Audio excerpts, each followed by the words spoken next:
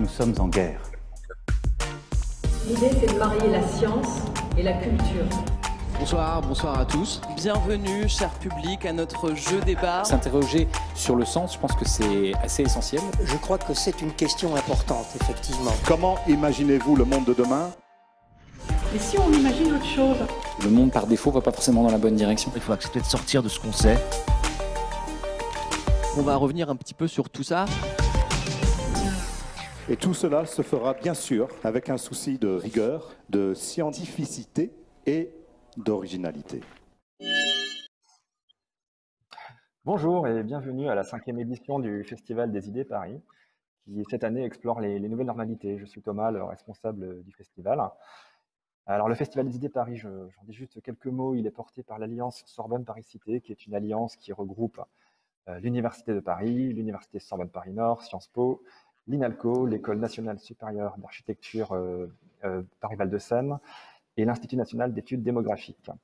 Alors, chaque année, le festival met en lumière un enjeu sociétal majeur en invitant des chercheurs, des chercheuses de l'ensemble des disciplines scientifiques à se rencontrer, à dialoguer, à échanger avec vous. Alors cette année, c'est un petit peu particulier, évidemment, mais notre engagement reste le même. Ce n'est pas de simplifier le discours scientifique, mais c'est de révéler au contraire la complexité des sujets qui nous touchent pour pouvoir les étudier sous tous leurs angles. Cette année, la thématique des nouvelles normalités s'est, on va dire, imposée à nous. La crise sanitaire a bouleversé notre quotidien. Mais cette problématique, on le voit d'ailleurs avec mon masque qui n'arrête pas de tomber, mais cette problématique ne se limite pas à la question de la pandémie. Pendant ces 2 jours de festival, on va également évoquer les questions de la lutte contre le racisme, du féminisme, des migrations, qui sont tant de sujets qui tentent à faire émerger de nouvelles normalités. La normalité est en construction permanente, elle est nécessairement mouvante, plurielle. Ce sont ces questions que nous explorons cette année. Et tout cela, j'espère, se fera avec rigueur, avec scientificité, mais aussi avec originalité. Donc bienvenue au Festival des idées Paris 2020. Et je passe tout de suite la parole à Loïc Mangin, rédacteur en chef adjoint des hors-séries de Pour la Science, qui est partenaire du Festival des idées Paris. Merci beaucoup. Bonjour à tous, on me dit que vous êtes à peu près une centaine à vous être connectés pour assister à ce webinaire. Donc voilà, le titre de ce webinaire, c'est « Une pandémie ne change rien ». On va essayer de voir ensemble. Ah, j'ai un retour bizarre. Voilà, donc une pandémie ne change rien. On espère en fait finalement que ce n'est pas le cas. Juste pour placer les choses, d'après le dernier décompte de l'université John Hopkins ce matin, on compte à peu près 1 400 000 morts de la Covid-19 aujourd'hui pour un peu plus de 57 millions de cas. Et en France, on est à 47 000 morts pour 2 millions de cas. Donc cette pandémie nous impacte tous. La preuve en est, nous sommes tous rivés derrière nos écrans. Mais il ne faut pas oublier que c'est loin d'être une première. Parce qu'en fait, depuis que l'être humain existe, et plus particulièrement depuis la domestication animale, il est confronté à de nombreuses infections, souvent d'origine animale. Justement, on parle de zoonoses, et on peut donner quelques chiffres. Par exemple, la grippe espagnole au début du XXe siècle a fait quelques 100 millions de morts. On peut parler du VIH qui, depuis une quarantaine d'années, a fait 35 millions de morts. On peut parler de la peste antonine qui, au IIe siècle, a fait 8 millions de morts. On peut parler de la grippe de Hong Kong qui, à la fin des années 60, a fait 800 000 morts. Et sans compter celle qui est très connue, qui est celle de la peste noire, qui va nous occuper un petit peu plus particulièrement aujourd'hui, puisqu'on va parler de ce que l'on peut tirer comme enseignement des pandémies passées, et pourquoi pas celles présentes, pour finalement mieux se préparer. Donc, la grande question qui se pose, c'est est-ce qu'on peut mieux les anticiper? Et puisqu'on parle de monde d'après, est-ce qu'on peut imaginer un monde où on serait beaucoup mieux préparé? Et finalement, quand on regarde les épidémies du passé, on peut imaginer que la question s'est déjà posée. Est-ce qu'on peut mieux se préparer à la survenue d'une résurgence de la peste ou ce genre de choses? Et donc, pour discuter de toutes ces questions, 2 invités. Donc, d'abord, Yves Rosenholk, directeur de l'UR 7537 BioSTM, ce qui veut dire biostatistique, traitement et modélisation des données biologiques, et donc qui est docteur en sciences des données à la faculté de pharmacie de l'Université de Paris. Et il a fondé Covid-19 Museum. On verra avec lui de quoi il s'agit. Et par ailleurs, Isabelle Segui, chercheure à l'INED, donc l'Institut national d'études démographiques, et au CEPAM à l'université Nice-Côte d'Azur. Et donc je propose de commencer avec vous, Isabelle. On va partir sur le grand événement historique concernant des pandémies, qui est la peste dite noire, qui au XIVe siècle a fait des millions et des millions de morts. Est-ce que vous pourriez nous dresser un petit panorama de ce qu'elle a été, donc les pays qu'elle a touchés, un petit peu son profil finalement? Oui, c'est une question qui est toujours débattue. La science continue de progresser. Sa route est connue à la fois par des textes historiques et puis aussi par maintenant les archives biologiques, les squelettes que les archéologues fouillent par centaines et par milliers et qui apportent des informations complémentaires sur sa diffusion, sa répartition en Europe, son retour, etc. Elle est apparue probablement dans la première moitié du XIVe siècle dans la Chine, en Europe centrale, où elle était très certainement endémique. Puis, suivant les routes de la soie, elle est arrivée en Asie mineure, elle est arrivée aussi sur la mer Noire, à Jaffa, où une guerre opposait les Ottomans et les Européens. Et c'est ce qu'on appelle la première guerre bactériologique, puisque l'histoire rapporte que les Ottomans auraient envoyé des cadavres de pestiférés pour faire céder les habitants de Jaffa. Elle se poursuit ensuite, arrive à la fois dans le sud de la Méditerranée et en Italie, Gênes, Venise, et puis elle continue de suivre les routes commerciales, à la fois maritimes et terrestres, et pénètre assez profondément, très profondément, l'Europe méridionale, l'Europe occidentale, le Royaume-Uni et l'Europe du Nord. Elle a été beaucoup plus invasive, elle s'est enfoncée beaucoup plus loin dans les terres que la première pandémie de peste qui date, elle, du VIe siècle, qui a sévi du 6e au 8e siècle de notre ère. Elle est restée, c'est ce qu'on appelle la peste noire et le début, la première épidémie de ce les historiens de la médecine appellent la deuxième pandémie de peste, qui va durer jusqu'au milieu du 19e siècle en Europe et qui s'achève à peu près à deuxième moitié du 19e, quand un petit peu plus tard, 50 ans plus tard, démarrera la troisième pandémie en Chine, à Hong Kong, et en Inde, où elle fera énormément de victimes et se répandra à nouveau dans le monde entier. Donc la première épidémie, grande épidémie de peste de la deuxième pandémie, pour l'Europe, elle la touche entre 1348 et 1352. La peste voyage beaucoup moins vite que le coronavirus, à la mesure des moyens de locomotion terrestres et maritimes qui sont utilisés à l'époque. Elle fera un grand nombre de victimes, de manière très très hétérogène, selon les lieux, selon les dates, et il est difficile pour moi d'avoir un bilan chiffré global. Les historiens parlent de 30 à 50% de la population européenne qui serait morte de cette épidémie, donc sur plusieurs années, mais avec une inégalité de sévérité selon les territoires, selon les concentrations de population, qui n'a pas d'équivalent. D'accord. Et donc elle s'est particulièrement caractérisée par une succession de résurgences dont on peut estimer la période? Jusqu'au milieu du 19e siècle. Mais d'accord. Et donc, avec quelle périodicité? Plus intensément. Oui, pardon. Avec quelle périodicité, par exemple? C'est difficile à dire. Il y a des vagues qui atteignent toute l'Europe, comme la peste de 1628-1632, et des vagues qui sont beaucoup plus nationales ou plus locales. D'accord. Les dernières grandes épidémies, Moscou en 1770 n'atteint guère que la région de Moscou. La peste de Marseille en 1720 atteint la Provence, mais pas toute la France. Et donc, à partir du moment où on a mis en place des mesures de prévention, la peste se répand beaucoup moins loin, enfin moins intensément, lors de la première pandémie, la première épidémie. D'accord, donc justement, c'est là où je voulais en venir.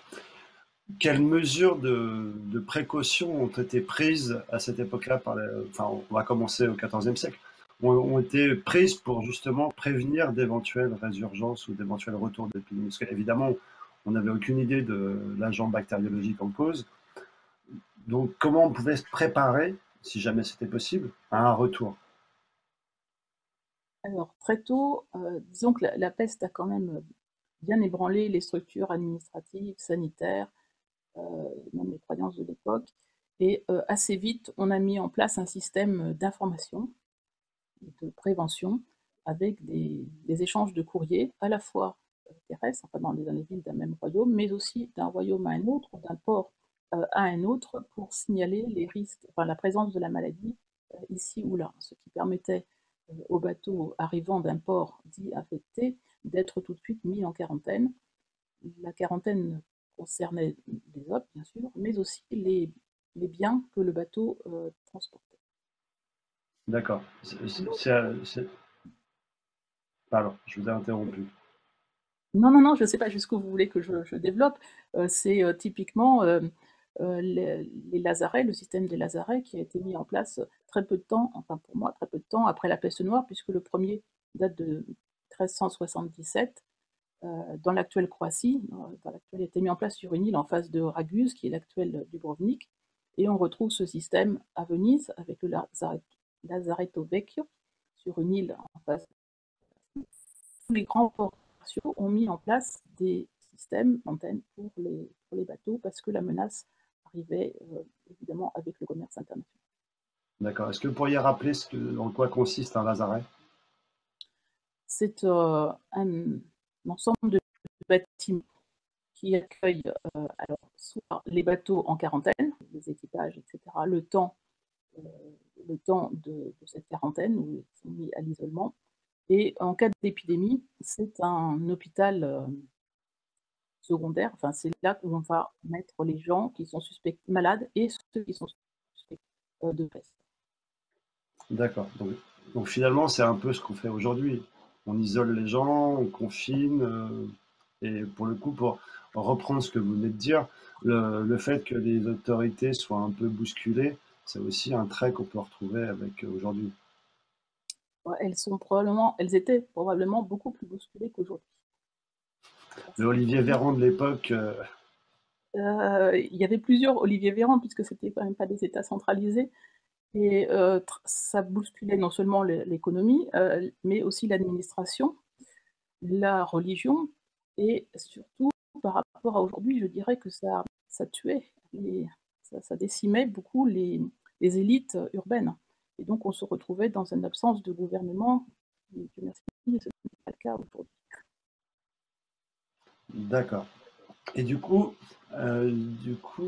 ça, c'est le système d'alerte pour prévenir. Mais est-ce qu'il y avait une façon de, comment dire, de garder en mémoire les expériences d'épisodes précédents, passés? Alors très certainement, tant que les résurgences de la peste ont pu être gardées en mémoire d'homme, on savait très bien réactiver les mesures de prévention, les mesures de quarantaine, recréer ce qu'on appelle un bureau de santé, dépendant de ce qui existe aujourd'hui, composé de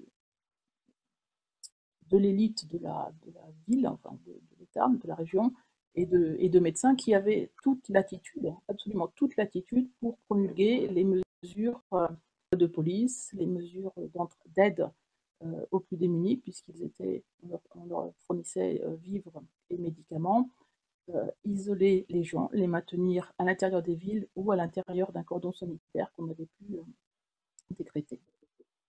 Ce serait une sorte de conseil scientifique doté de pouvoir. Plus que conseil scientifique. Oui, mais doté de pouvoir d'imposer des mesures. Je ne sais pas s'il était scientifique, il était plus de police peut-être que scientifique, doté des pleins pouvoirs, ça c'est certain.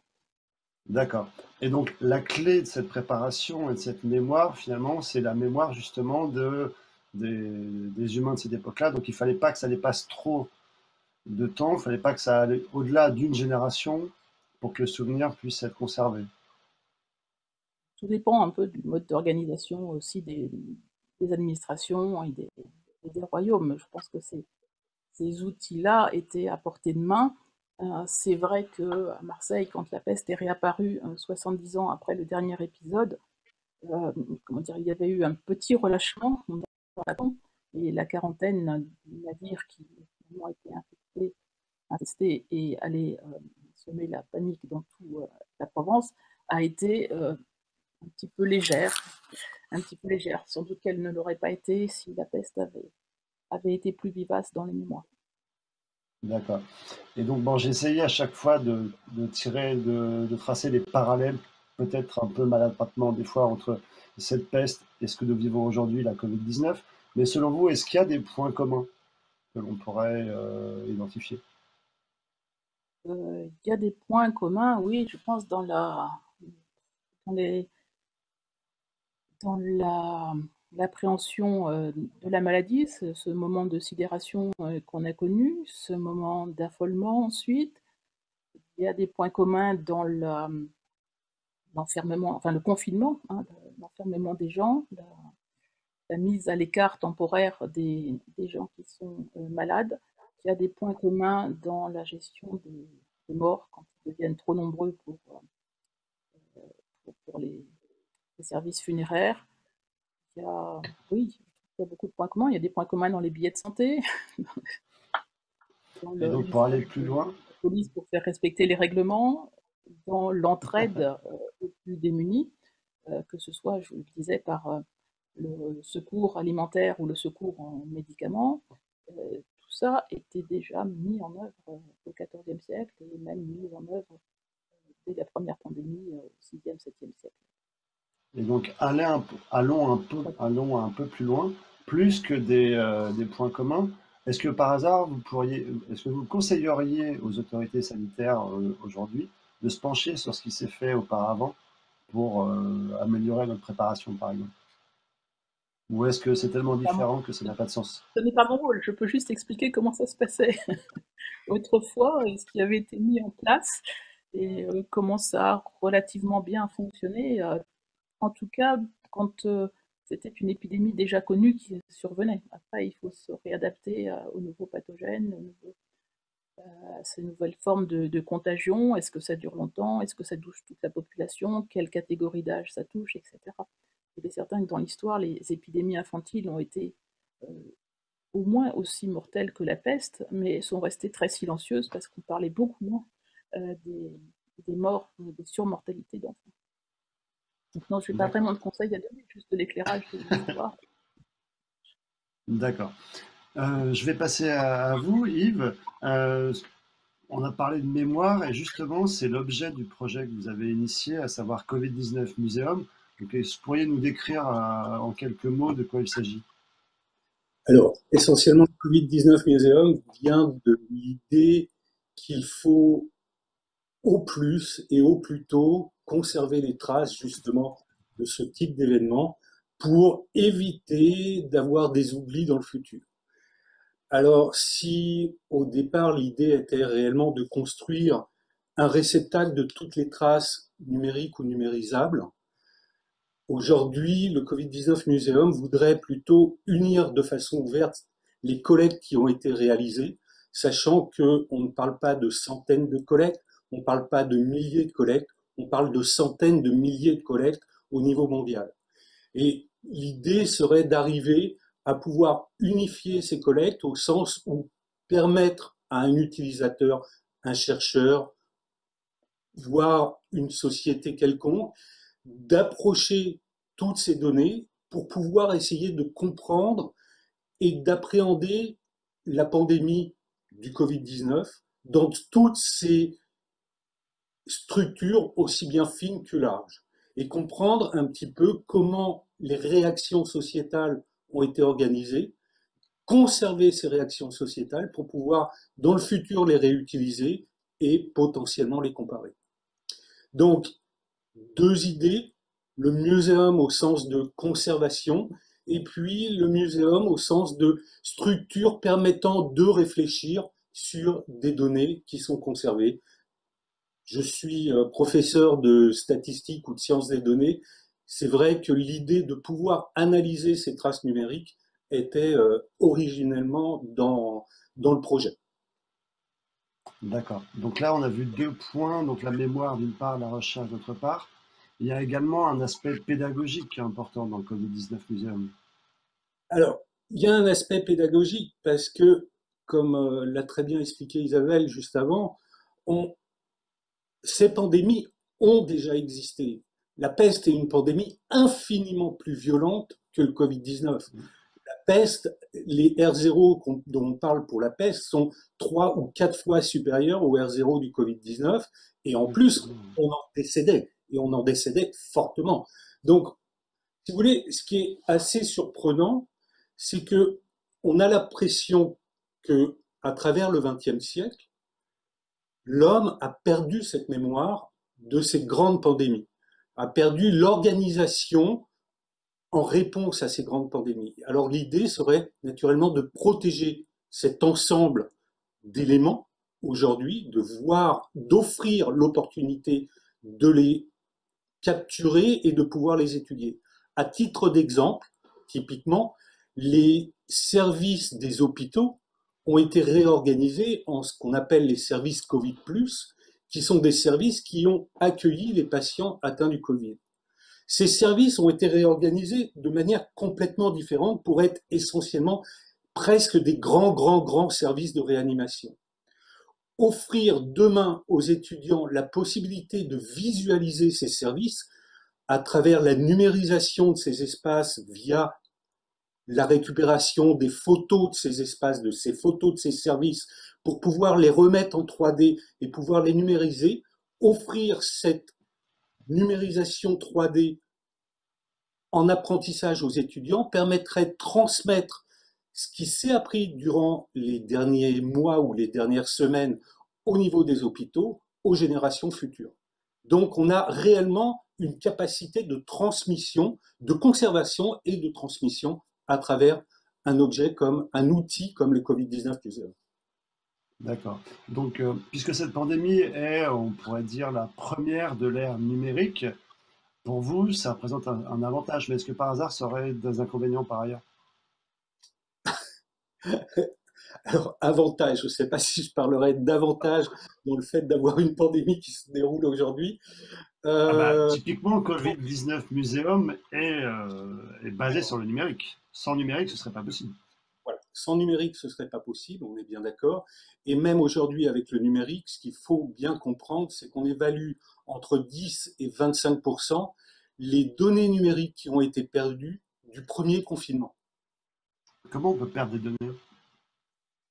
Alors, ça, c'est un article que j'ai vu récemment. Comment on peut perdre des données? Alors, le problème n'est pas de les perdre, le problème, c'est qu'elles n'ont pas été stockées. D'accord. Donc, on peut avoir des écrits, on peut avoir des réactions, on peut imaginer même les traces qui ont été envoyées entre les gens sur des petites blagues, des petites photos, qui ont disparu parce que les serveurs d'Instagram, oui, doivent être pleins de ces petites blagues. Oui, alors effectivement, si on repose la recherche publique sur des opérateurs privés, peut-être qu'on peut récupérer un petit peu plus, mais je pense que même ces opérateurs privés n'ont pas capturé tout l'événement. Il faut bien comprendre qu'il s'est passé quelque chose à un instant où le SARS-CoV-2 apparaît, qui est qui crée un événement. Et tout ce qui se déroule derrière cet événement est ce qu'on appelle un instantané du présent.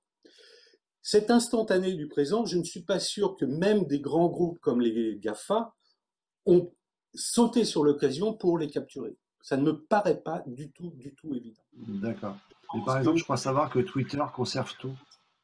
Excusez-moi? Par exemple, je crois savoir que Twitter conserve tout. Alors, Twitter conserve tout, c'est possible, mais je ne suis pas sûr que Twitter conserve tous les articles de presse, par exemple. Je ne suis pas sûr que Twitter conserve tous les articles scientifiques. Je ne suis pas sûr non plus que Twitter construit un arbre de connaissances entre toutes ces données. Alors, des données numériques seules, sans ce qu'on appelle une ontologie, sans ce qu'on appelle un arbre de connaissances pour les relier, sert à rien.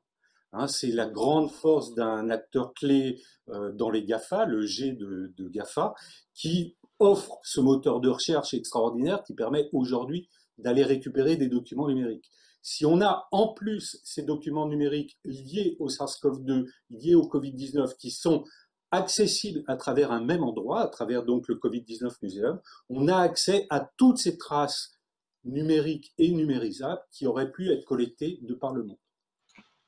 D'accord. Donc, je crois savoir qu'il y a déjà beaucoup d'acteurs institutionnels ou même privés qui se sont montrés intéressés et qui vous accompagnent dans ce projet. Alors, effectivement, si on peut passer sur... Il suffit de les citer, hein. Il suffit de les citer. On peut juste les citer, mais à titre d'exemple, donc la faculté de pharmacie où je travaille est intéressée, l'université Paris Lumière est intéressée, l'université Sorbonne Paris Nord, j'ai plusieurs collègues de Sorbonne Paris Nord qui sont impliqués dans le projet. La ville de Paris est intéressée, j'ai rendez-vous avec la ville de Paris le mois prochain. Donc, si vous voulez, la structure est intéressante parce que de nombreux acteurs aujourd'hui peuvent imaginer travailler avec les données collectées.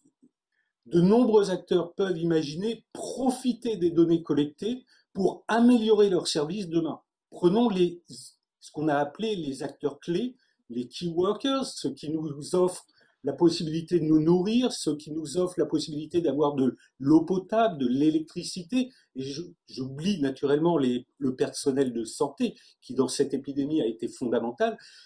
Tous ces acteurs ont été forcés de se réorganiser pour pouvoir répondre en termes de services en plein milieu de la pandémie, au moment, par exemple, du premier confinement. Il est évident que même s'ils se sont réorganisés, même s'ils ont répondu de manière extrêmement efficace, sûrement qu'il serait bon d'apprendre de leur organisation, de leur manière de répondre, comment on pourrait être encore plus efficace une prochaine fois. Prenons à titre d'exemple les hôtels qui sont restés vides pendant le premier confinement. Est-ce qu'on n'aurait pas pu imaginer utiliser ces espaces vides pour optimiser les déplacements du personnel de santé, mais aussi des travailleurs qui nous ont fourni, encore une fois, l'eau, l'électricité, le gaz. D'accord. Ok. Quand on a préparé cette rencontre, ce webinaire, donc vous m'avez raconté que le logiciel qui permet d'exploiter toutes ces données est en cours d'élaboration et qui sera prêt bientôt. Mais vous m'avez parlé d'une application possible sur les dessins d'enfants, de collecte de dessins d'enfants. Alors ça, c'est un exemple que j'aime beaucoup. L'idée serait de récupérer à travers le Covid-19 Museum et à travers les collectes qui l'unifient, les dessins d'enfants réalisés donc pendant le premier confinement. Alors, à quoi ça sert de récupérer des dessins d'enfants, c'est-à-dire les versions numériques de dessins d'enfants, puisque ce sera forcément soit des photos, soit des scanners de ces dessins d'enfants. Tout d'abord, posé sur les étagères virtuelles du Covid-19 Museum, cela fait des traces de la période. En visitant ces traces, un instituteur dans le futur va pouvoir montrer le ressenti des enfants pendant la période du confinement à des enfants futurs. Et puis, enfin, il est aussi possible, à travers donc les sciences des données, ce qu'on appelle l'intelligence artificielle, de récupérer les motifs au sein de ces dessins d'enfants et de voir soit les motifs récurrents, soit les motifs exceptionnels. De pouvoir comparer les motifs récurrents ou exceptionnels aux motifs qu'on retrouve d'habitude dans d'autres dessins d'enfants. Parce que naturellement, des collections de dessins d'enfants, il en existe déjà. Et se poser la question, est-ce que dans ces nouveaux dessins d'enfants réalisés pendant le confinement, on voit des motifs exceptionnels apparaître? Donc ça déjà, ce serait intéressant de se poser, est-ce que une des traces les plus évidentes de la psychologie des enfants a changé du fait du confinement? Et puis après, une chose qui est possible aussi de faire, c'est une fois que les enfants sont retournés en classe, une fois que les enfants sont de nouveau face à leur instituteur, de leur faire des dessins à l'école. ces dessins à l'école peuvent être analysés de la même manière. Et dans ces cas-là, il est possible de comparer les dessins produits en classe par ces enfants qui sont déconfinés à cette collection de motifs que nous avons à travers les dessins d'enfants confinés. Et de se poser la question, avec nos collègues psychologues, avec les spécialistes de l'enfance, y a-t-il des motifs récurrents, des motifs comparables entre les dessins réalisés pendant le confinement, les dessins réalisés avant la pandémie et puis les dessins réalisés après la pandémie? Naturellement, la question qui se pose est, est-ce que les enfants ont changé leur méthode d'apprentissage, changé leur réaction par rapport à la société, changé de comportement du fait de cette pandémie? D'accord. Justement, Isabelle, ce thème de la psychologie en cas d'épidémie, c'est vraiment quelque chose que vous aimeriez pouvoir creuser à propos des épisodes de peste. Mais là, vous n'avez pas de Covid-19 muséum, et donc c'est plus difficile de pouvoir de trouver des informations là-dessus. Oui, j'ai pas de Covid-19 muséum, je le regrette. Bon, c'est le travail des historiens, de certains historiens qui se sont penchés là-dessus, et les infos sont pas perdues, hein. Tant qu'elles sont pas détruites, elles sont pas perdues. Il faut juste un peu de patience pour les collecter et les rassembler et les analyser. C'est sûr que sur les aspects psychologiques, c'est quelque chose que cette épidémie de Covid-19 m'a révélé en étudiant les épidémies du passé et qu'elles affectent les adultes, comme la peste. C'est vraiment les classes reproductives et productives qui sont les premières victimes. Quand il y a un tiers de la population des moins de 6 ans qui disparaît en quelques mois, pour moi, je trouve ça énorme. Je suis obligée de partir des documents, des traces qu'ils ont laissées, volontairement ou involontairement.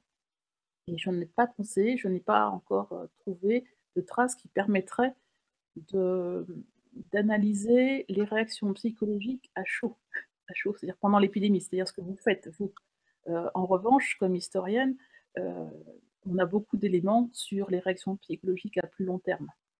Et ça, c'est extrêmement intéressant. La peste noire a marqué durablement les consciences, vraiment durablement les consciences, avec des érections de chapelles dédiées à Saint-Roch ou à Saint-Sébastien, avec des processions commémoratives qui ont perduré pendant des années et des années. Et oui, on imagine les populations abattues, quoi, sans faire de jeu de mots.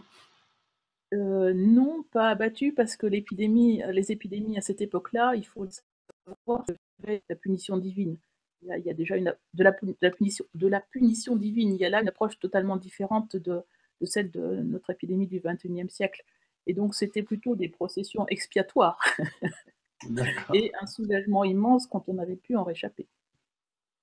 D'accord, ce qui se traduisait par le corollaire, c'était aussi la chasse à la victime expiatoire, les sorcières, les femmes, les juifs, enfin bon, voilà, les aspects de la psychologie collective. Donc, franchement, dans le projet Covid-19 Mémorial, c'est formidable, et il faudrait regarder aussi ce qui se passe un petit peu plus long terme. Qu'est-ce qui va rester comme impact un petit peu plus long terme? Oui, naturellement. Ça, c'est évident que l'idée n'est pas de capturer l'événement au mois de janvier 2020. L'idée est de capturer l'événement et ce qui découle de l'événement tant qu'à faire se peut. C'est-à-dire que on a un snapshot, on a un instantané qui démarre, et cet instantané, on le poursuit pendant suffisamment de temps pour que les historiens, les sociologues, les économistes, voire n'importe quel chercheur puissent répondre aux questions. C'est-à-dire qu'en fait, vous avez tout à l'heure parlé d'un monde d'après. Pour moi, le monde d'après n'existe pas. Le monde d'après, il est dans tellement longtemps qu'il sera même plus comparable au monde d'avant. Donc, il n'y a pas de monde d'après. Il y a un monde d'avant, ça, à la rigueur, on peut le définir. Et puis, il y a le monde qui suit le monde d'avant. Voilà. Et le monde qui suit le monde d'avant est matiné de Covid-19. est liée à l'apparition du SARS-CoV-2. Et effectivement, c'est des siècles et des siècles après qu'on a un oubli, mais enfin, c'est même pas un oubli. On a une adaptation de la société à vivre avec la peste, en l'occurrence. Si on prend la peste noire, la société s'est adaptée jusqu'au moment où elle a trouvé une solution. Isabelle, vous voulez réagir? Oui, non. Je ne sais pas jusqu'où vous mettez la mémoire. Elle est parfois courte. Elle est parfois courte. Mais oui, le monde d'après et l'adaptation, c'est fait de tellement de mutations, de tellement d'événements qui vont venir bousculer cette épidémie que je ne sais pas jusqu'à quand ça durera. Et par exemple, la grippe espagnole, je ne suis pas sûre qu'elle ait été ressentie à l'époque, à partir de la guerre de 14-18, comme on la ressent maintenant à travers le travail des historiens qui sont penchés dessus plusieurs décennies après et qui ont reconstitué plusieurs décennies après son réel impact démographique. D'accord. Bah, en même temps, à cette époque-là, c'était un peu particulier puisqu'il y avait des problèmes de communication pour pas démoraliser les troupes et ce genre de choses. Je ne sais pas quelle ampleur ça a pu avoir dans... L'ampleur était, je crois, 1/3 de la population mondiale. Hein. Non. Non, peut-être pas. Non, Non, je ne crois pas. Je pense non, que c'était moins de 100. 5% de la En population. tout cas, beaucoup plus que la guerre elle-même. Mais il n'y a pas eu beaucoup de communication de presse, sauf peut-être dans les pays qui n'étaient pas en guerre. Et le meilleur instrument pour les historiens, ça a été finalement les coupures de presse. Regarder les nécrologies dans les coupures de presse locales pour reconstituer cette surmortalité parce qu'il n'y avait pas forcément la mémoire dans la société comme il y a ou il y aura pour le Covid. D'accord. Yves, pour revenir à la notion de conservation dans le temps, puisque finalement le Covid-19 Museum sera d'autant plus utile que ce sera loin dans le temps futur, comment s'assurer de... Puisque du coup ce sera un support de mémoire, la nôtre disparaîtra, mais Covid-19 Museum y suppléera. Donc du coup, comment s'assurer que Enfin, on espère en tout cas, même plus que ça, en fait, on espère ne pas en avoir besoin, en fait. Mais malgré tout, si jamais l'occasion se présente, comment s'assurer que Covid-19 Museum soit encore effectif d'ici, je sais pas moi, disons 50 ans, pour aller au-delà de la génération, soit 100 ans, ce genre de choses. Ça pose le problème du support. Ça pose le problème du support, ça pose le problème de la conservation de toute donnée numérique. L'idée est de faire reposer la conservation sur les acteurs des collectes. Les acteurs des collectes, quand je pense par exemple au MUCEM, quand je pense aux Archives des Vosges, quand je pense à la BNF, ces acteurs ont l'habitude de travailler avec des supports résilients dans le temps, avec une adaptation des supports au fur et à mesure du temps, avec une redondance suffisante au fur et à mesure du temps, de telle manière à assurer la pérennité des données numériques dans le temps. Hein, la donnée numérique n'est pas plus fragile ou moins fragile que le papier, elle est différemment fragile, on arrive à la protéger dans le temps. C'est pas de ce côté-là qu'est le problème. D'accord. Je vois que le temps passe et donc je vois que quelques spectateurs, auditeurs ont des questions à poser. Donc il y en a une qui s'adresse plus particulièrement à vous, Isabelle. Dans quelle mesure on peut comparer le confinement, celui d'aujourd'hui, à celui du passé, puisque c'est pas les mêmes échelles, par exemple. À l'époque, c'était surtout une ville ou une région, et donc on n'était pas à l'échelle d'un pays, par exemple. Donc, dans quelle mesure les confinements sont comparables d'une époque à une autre? C'est vrai, je pourrais prendre l'exemple de confinement pendant la peste de Marseille en 1720-1722, où il y a eu aussi un confinement régional avec l'érection d'une muraille, ce qu'on appelle maintenant le mur de la peste, avec des guérites, avec des soldats armés et qui étaient censés vérifier que les gens qui voulaient sortir avaient un billet de santé en bonne et due forme, mais n'étaient pas porteurs de la maladie. Et avec ordre de tirer. Oui. Donc, toute proportion gardée, toute proportion gardée, quand même quelque chose d'extrêmement contraignant. Sortir après le confinement dans les villes, vous savez que les villes étaient closes de murailles avec une porte qu'on fermait tous les soirs. C'était pas si évident de sortir. Enfin bon, après, il y avait toujours des petits malins, mais pas si évident que ça de sortir de sa ville une fois que la peste était déclarée, enfin, que la ville était déclarée pestiférée. Donc un confinement qui n'était peut-être pas dans les maisons, mais tout de même avec des gendarmes qui veillaient à ce que chacun rentre chez soi. Il y avait un couvre-feu, il y avait interdiction des rassemblements, hormis les processions religieuses. Il y a des similitudes, on ne peut pas évidemment transposer. Il y avait même, si je me souviens bien, il y avait même des différences. Par exemple, je crois que Newton, pendant un épisode de peste, est allé se confiner à la campagne, et c'est à ce moment-là qu'il a pu découvrir ces lois de la gravitation universelle. Donc on retrouve les mêmes choses. Dès que la menace apparaît, que le bruit se répand, un certain nombre de gens fuient.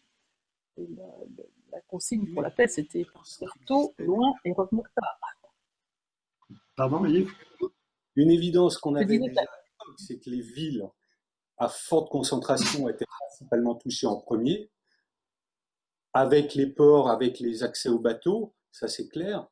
Et à partir de là, diviser les groupes en petits groupes était quelque chose qu'on connaissait à l'époque. Il ne faut pas oublier que le découpage de Paris par les boulevards Haussmann a aussi cette vocation. Les boulevards sont suffisamment larges pour isoler un quartier à l'autre. Donc cette notion d'isoler des sous-populations existe à l'époque. Et d'un point de vue statistique, la loi des 100 km était quelque chose d'extrêmement étrange et qui, je ne sais pas, il faudrait demander à Isabelle si elle a entendu parler d'une loi similaire dans le passé. Mais d'un point de vue statistique, si vous voulez, 100 km autour de Paris et 100 km dans le Larzac, c'est pas tout à fait la même population. Donc ça, c'est typiquement des choses qu'on a oubliées de mon point de vue par rapport au passé. Alors, je pense que là, vous faites allusion au déconfinement. Et je ne suis pas sûre que cette étape-là a existé dans le passé, parce que franchement, on confinait les gens jusqu'à ce que la maladie ait disparu de la ville. Oui. Il fallait qu'il n'y ait plus aucun mort pendant 2-3 semaines pour qu'on déclare la ville saine et qu'on puisse rouvrir les portes. Et là, on rouvrait les portes en grand. Donc il n'y avait pas cette mesure transitoire, enfin, pour ce que je connais, pour les épidémies du passé. Et pour revenir sur les grands boulevards d'Haussmann, il y avait aussi une idée de créer des courants d'air pour aérer la ville et pour évacuer tous les miasmes. Et c'est ce qu'on préconise aujourd'hui, hein, aérer les pièces pour chasser le virus. Eh ben, je regarde sur mon petit prompteur, mais je ne vois pas de questions que je pourrais vous poser. Le public a l'air d'avoir obtenu toute satisfaction et toutes les réponses aux questions qui pouvaient se poser. Et donc, du coup, je vais repasser la parole à Thomas Sottol, qui nous avait accueillis, pour qu'il puisse introduire la prochaine rencontre, la prochaine table ronde. Je ne suis pas sûr que le terme soit très approprié. Et donc, il me reste à vous remercier, Yves et Isabelle, pour d'avoir participé à cette table ronde. À nouveau, ce n'est pas le meilleur terme, mais c'est celui qui revient par réflexe. Merci à vous. Des idées pour l'invitation. Eh bien, merci beaucoup, merci Loïc pour la modération et merci à Yves et Isabelle pour cet échange passionnant. Alors, et puis, effectivement, on ne sait plus trop comment appeler ça, entre webinaire, table ronde. Mais enfin bon, ça a lieu, on est très content d'avoir pu vous écouter, échanger avec vous. Je crois que je vais garder le terme de table ronde, ça me fait rire. Voilà, très bien, faisons comme ça. Écran rond. Écoutez, moi j'en profite pour vous annoncer la suite du programme. À 15h, le Festival des idées continue avec une table ronde, alors du coup un échange, on va dire, entre Camille Brunel et Valérie Chansigo qui s'appelle « Et si on arrêtait de de s'en prendre aux animaux, animé à nouveau par vous, Loïc.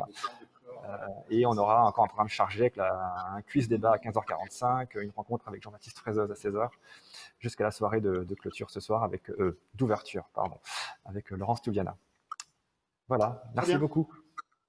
Mille merci. Au revoir à tous.